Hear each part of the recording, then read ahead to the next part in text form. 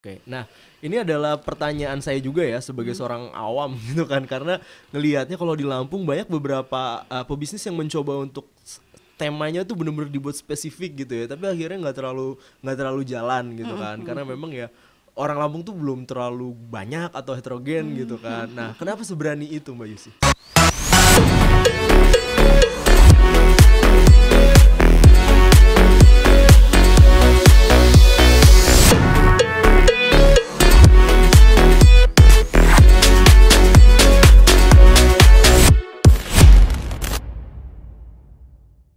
Oke teman Pro 2, Indra Julianta di podcast RRI Bandar Lampung, tiada hari tanpa karya. Dan seperti podcast-podcast pada kesempatan-kesempatan yang lain gitu ya, kita bakalan ngasih kamu insight baru, terus juga obrolan-obrolan menarik. Dan kali ini ada seorang businesswoman dari Lampung yang keren banget.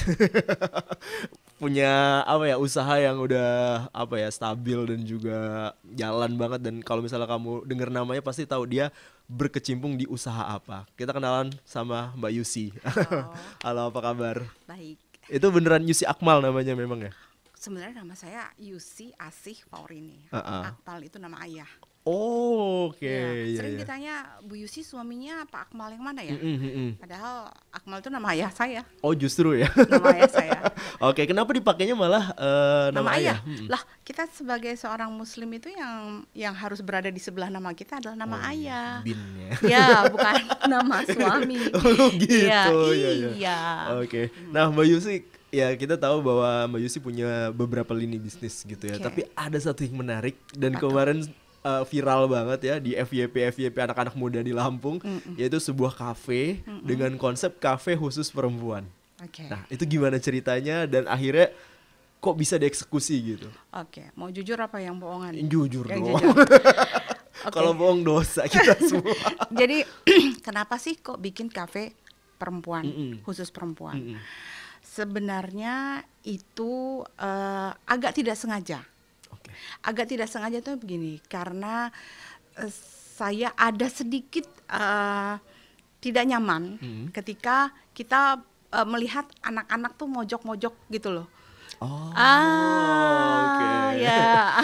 Jadi keresahan itu ya. keresahan saya tidak mau membuat tempat yang akhirnya dipergunakan untuk sesuatu hal yang saya kok kayaknya nggak mau gitu. Itu yang ininya ya, yang personalnya. Iya. Tapi secara bisnis membuat kafe khusus perempuan itu adalah salah satu strategi untuk penetrasi pasar. Jadi lebih segmented. Kita tahu pasar kita siapa, gitu. Karena itu penting supaya kita mengenali behavior customer kita. Jadi ketika kita mau membuat sebuah produk ataupun ambience apa yang mau kita bawa kepada cafe itu sesuai dengan behavior customer kita. Jadi saya buat lebih segmented. Oke, kita buat perempuan aja. Gitu. Oke. Nah, ini adalah pertanyaan saya juga ya sebagai seorang awam gitu kan, karena ngelihatnya kalau di Lampung banyak beberapa pebisnis yang mencoba untuk temanya tuh bener-bener dibuat spesifik gitu ya, tapi akhirnya nggak terlalu jalan gitu kan, karena memang ya orang Lampung tuh belum terlalu banyak atau heterogen gitu kan. Nah, kenapa seberani itu Mbak Yusi? Karena kita tuh untuk ibaratnya gini, kafe sekarang itu ramai banget kan. Ya. Kalau dalam bisnis itu namanya red ocean. Oke. Ya, red ocean artinya penuh tuh. Udah padet ya. Yang mancing ikan di situ banyak banget, ya kan. Nah, supaya kita mendapatkan bagian kita dari red ocean itu, kita harus punya uniqueness, keunikan sendiri. Terus kita harus punya diferensiasi, kita beda sendiri. Nah, kenapa tidak berhasil? Karena itu strateginya kurang matang. Apa yang dijual, ambience apa yang dibawakan, bagaimana mendelivery pesannya kepada customer lewat sosial media. Itu tidak dilakukan secara keseluruhan. Oke. Ini pernah ada cek ombak gitu nggak sih Mbak Yusi kalau mau ngejalanin suatu ide bisnis? Pasti ada. Iya, maksudnya kayak coba deh kalau kafe perempuan semua gitu responnya kayak gimana gitu. Saya sendiri kaget loh sebenarnya. Bener aja. Masa sih? Saya kaget banget. Saya belum GO loh. Ini masih GO tuh grand opening ya? Grand opening ya. Terus biasanya saya tuh GO, terus grand opening, terus undang-undang orang, terus undang-undang influencer dan lain sebagainya, undang-undang Media. ya komunitas-komunitas gitu. Terus nanti kita ada diskon besar-besaran, terus kita ada apa lagi ya? Ya seperti itulah gitu. Ini enggak sama sekali. Saya baru soft opening, masih cek ombak nih, ya kan? Ini tim saya berhasil nggak gitu kan? Bikin kopinya ntar kelamaan dan lain. Tapi gila, saya juga bingung. Ini sampai waiting list loh. Udah berarti ya? Iya. Wow. Saya bingung. Lah, jadi ternyata setelah saya lihat, ternyata memang mereka merasa nyaman karena perempuan-perempuan aja. Oke. Kan, Iya tuh sih. kan, merasa nyaman karena perempuan-perempuan aja bisa ngobrol gitu kan. Nggak semua orang tuh kan ingin apa bergabung menjadi satu, ada yang dan terus terang aja, maksudnya saya juga menjaga supaya jangan bercampur baur laki-laki dan perempuan, sehingga saya menyediakan tempat untuk sesuatu yang mungkin membuat saya kurang nyaman gitu. Oke, itu berangkat dari pengalaman sendiri juga berarti Mbak Yusi ya? Ya keinginan aja sih, keinginan saya secara pribadi. Kalau saya mau bikin tempat, saya pingin yang beginilah gitu. Tapi mungkin nanti juga saya akan buat untuk yang keluarga. Keluarga. Kirain yang cowok doang.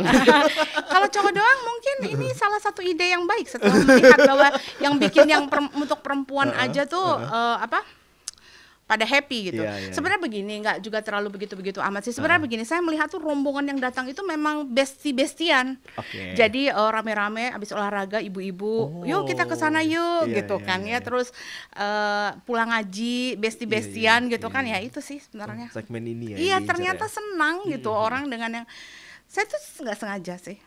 And the power of mulut ibu-ibu ya biasanya. Iya. Dan kalau perempuan kan gitu kan. Betul. Dan konsep apapun yang kita bangun ketika kita bicara tentang bisnis F&B, sehebat apapun konsep yang kita bikin, yang harus kita utamakan adalah tetap produk. Ya kan? Mereka kembali lagi mungkin awal-awal FOMO karena tempatnya enak, lucu nih, viral nih, foto. Tapi kalau dia nggak balik lagi, kan cuma sebentar itu terjadi. Akhirnya collapse ini. Tapi kalau ini saya lihat ya mudah-mudahan ada ya repeat customer terus datang antri itu.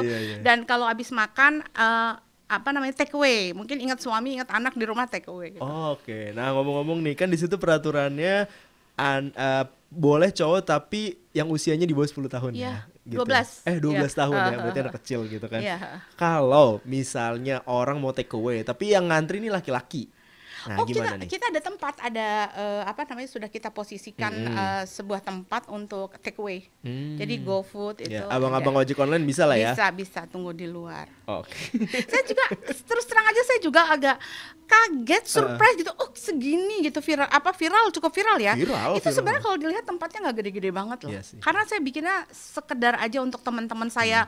Biar teman-teman saya kalau ngopi-ngopi tuh nggak harus bercampur baur gitu kan. Kita aja lah perempuan gitu. Kadang kan cewek kan ngerasa jadi dirinya sendiri ya kalau misalnya cuma cewek doang gitu kan. Karena tempatnya kecil, kalau seandainya bercampur jadi takutnya kurang nyaman ibu-ibu nih gitu kan. Jadi kita bikin perempuan aja gitu. Nggak sengaja sebenarnya. Nggak sengaja. Itu lokasinya di mana, Bu? Itu di depan kantor Yusi Akmal. Kantor Yusi. Oh, di sini ya? Berarti? Jalan Dahlia. Jalan Dahlia. Iya. Oke.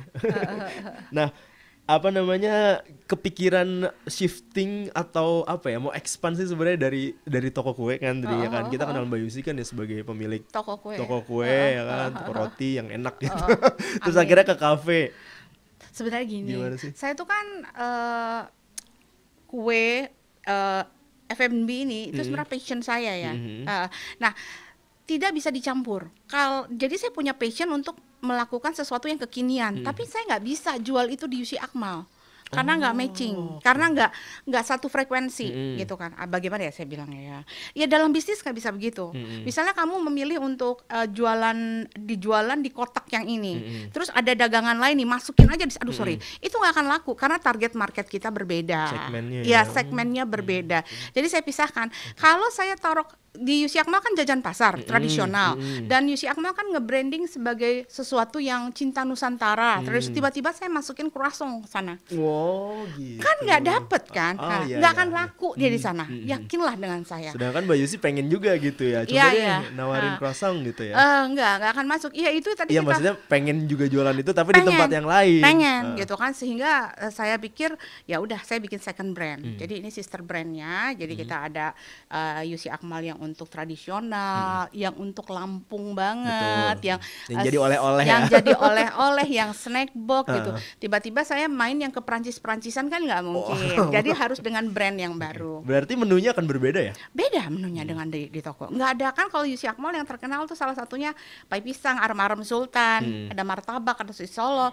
Itu kita nggak jual di sini. Yang kita jual di sini adalah produk-produk yang kekinian untuk next generation. Jadi kalau Yusi Akmal itu kita bicara tentang klasik produk, itu yang untuk sepanjang comfort food kita orang Indonesia tradisional gitu.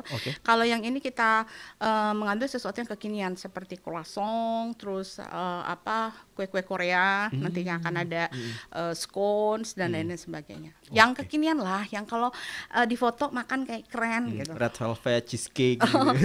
Itu malah udah nggak update lagi. Ini lebih terupdate lagi. Bapak-bapak nih. Iya. Nah itu tadi kita bisa lihat kan bahwa itu makanan perempuan.